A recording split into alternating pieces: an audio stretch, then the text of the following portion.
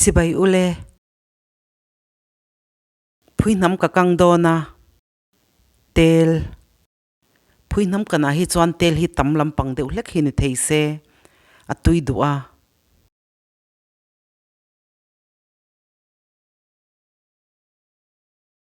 Purunsen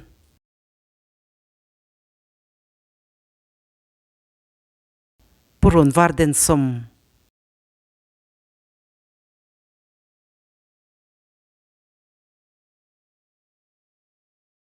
Hmarcha pui ka zai ka kapola athak ngai na lo ta na tel lo thei thawa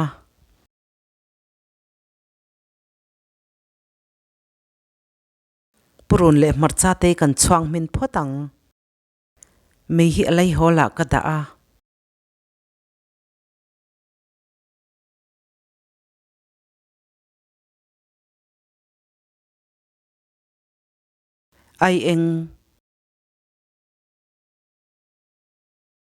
Aieng hi kan kang minang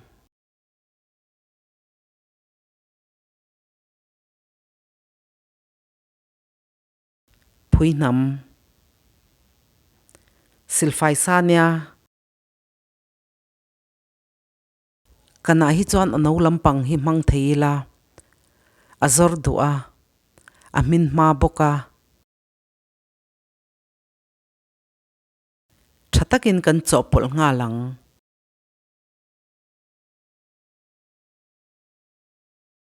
mi hi alai hola kala da renga Phuihnam hi kan duang taka sinin kan chananga kan chuang zor photang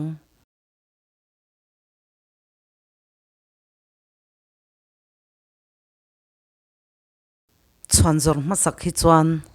chipol dan tur tok te hi hriat thiam a ola Phuihnam Kan hi a hmui du em a tel hi chu angai hnem ve dewa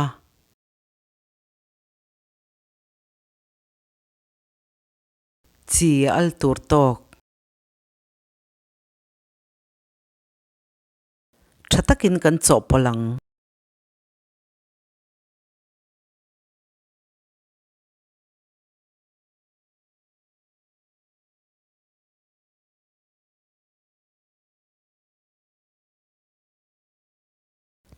Phuihnam hi a min har ve deuh hlek awangin tui kan leianga tui kan lei ma in kan kang hmui photang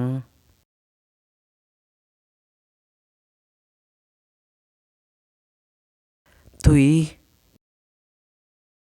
hi chu a tul dana zirin a lei bel thei zela a tlak po hi a hang tui em a a kan phei hi chu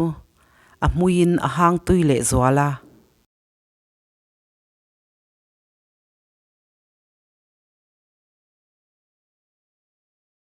mei hi alai hola ka da a min thleng kan chuangang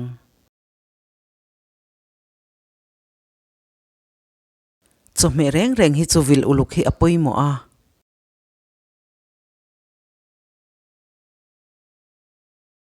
Phuihnam hi minute som pahnih vel ka chuang to a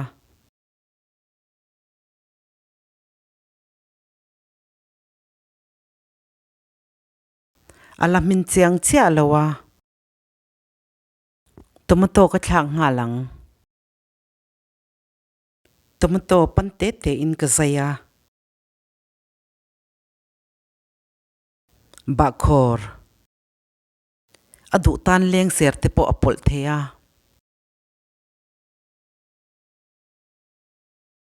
mei hi alai hol aya hniam deuh hleka ka da a kan chi nanga tomato min thleng kan chuangang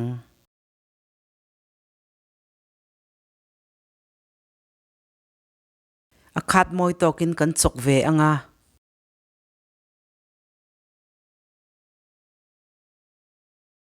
Phuihnam hi chu a min har ve deuh hleka wangin ka chin deuh renga a tul dana zirin kan chok ve zelang kan hi ol samin atui em a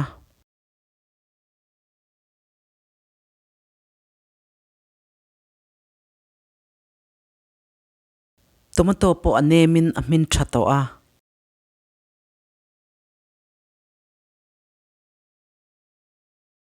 Kan duang taka minin kan chuang nga. Kakang rodon lawa atui ke mazong hete om hian eite anuama atitui ema.